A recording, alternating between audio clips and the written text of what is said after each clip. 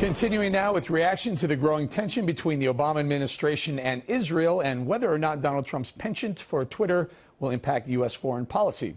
Delaware Senator Chris Coons joins us from Wilmington. Senator Coons, a Democrat, sits on the Senate Foreign Relations Committee. Senator, let's begin with some of the reaction to the previous segment and John Kerry's speech today regarding Israel. Your thoughts? Well, Eric, I generally respect how hard Secretary Kerry has worked over the last 4 years to try and pursue peace in the Middle East and in other places around the world, to try and stand up to Russian aggression in Ukraine and try and find a solution in Syria.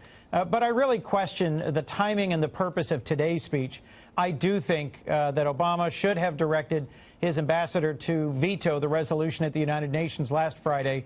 And while I think Secretary Kerry has worked tirelessly to try and make progress in Israeli-Palestinian negotiations, the speech that he gave today really was a reflection on a peace process that came to an end 2 years ago. And I'm not sure that it made any real progress in bringing Israelis and Palestinians together. That should be the only purpose, right? Find a solution to the problem in the region. And this feels like it's dividing the region rather than bringing them together. I have some real concerns about that. I did hear Secretary Kerry to principally be saying that he is gravely concerned that the prospects for a two-state solution are rapidly diminishing, and that actions taken by Abbas and the Palestinian Authority and by Prime Minister Netanyahu make it harder and harder for a two-state solution to be realized. And I support that. American presidents going back decades to Ronald Reagan have supported a two-state solution, and since Oslo, it's been our view as a nation that we would block any efforts by the Palestinians at the United Nations to seek recognition and instead push both parties to negotiate directly the sorts of complex and difficult final status issues that Secretary spoke about today. Secretary Kerry spoke about today. Donald Trump tweeted, he said, he basically referencing this whole issue with the resolution and the U.S.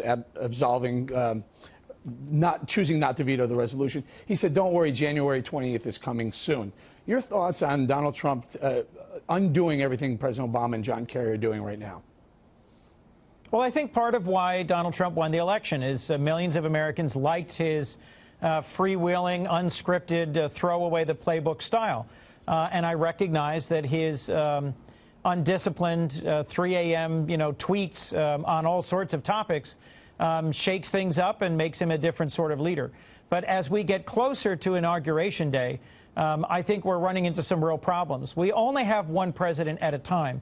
And I would hope that Donald Trump, in the remaining 3 weeks of the Obama presidency, would focus on his transition and not insert himself in so many challenges around the world. On his first day as president, he's going to get handed a whole lot of challenges he's got to confront, from North Korea's nuclear program to China's aggression in the South China Sea to Russia's aggression in Ukraine and in Syria. Why he needs to stir the pot on things like Taiwan, maybe nuclear arms race, and this issue is beyond me. There are a lot of people, a lot of voters who voted President like Donald Trump into office who disagree with a lot of things they're hearing on Iran, on the UN sanctioning of Israel, on sanctioning Russia, in fact, with 23 days left before the end of the presidency. So Donald Trump, my guess is that he's saying, hey, don't worry, relax, we can undo a lot of these initiatives. And it's clear that he does intend to undo much of Obama's legacy, and that's created some tension between them that's erupted in recent tweets back and forth. My larger point, Eric, is that I question how Donald Trump's going to conduct himself as president. Is he going to be shooting out 3 a.m. tweets? What's wrong with the tweets? His press conference. Senator, what's wrong with the tweets? What's wrong with the tweets? I personally like the fact that the idea that I can get a succinct thought in a couple of lines, 140 characters, and find out where the man stands on issues. Well, I know a lot of Americans like that sort of bluntness and directness. Let's take a very recent example. He raised the question of whether we shouldn't strengthen and expand our nuclear arsenal and potentially renew the arms race, the nuclear arms race with Russia. He sent that out in a tweet. Then his spokesperson sort of walked it back and said that's not exactly what he said.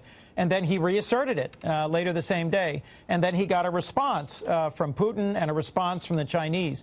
He's going to be handed so many crises on his first day as president that I don't know why he needs to, in my view, send off unguided tweets that then so change the whole Senator, focus you don't want of our to see him news for an tweeting, entire day. You don't want to see him tweeting from the POTUS account, Twitter account? Well, President Obama tweets regularly. I think it's fine for a president to tweet. My concern is that he's doing it directly, personally, without consulting the leaders of the Defense Department, State Department, the intelligence community. And my hunch is it's going to make it hard for his administration to have a disciplined focus on confronting the very real security challenges we all face. Unorthodox for sure. We're going to leave it right there. Senator Coons, thank you very much.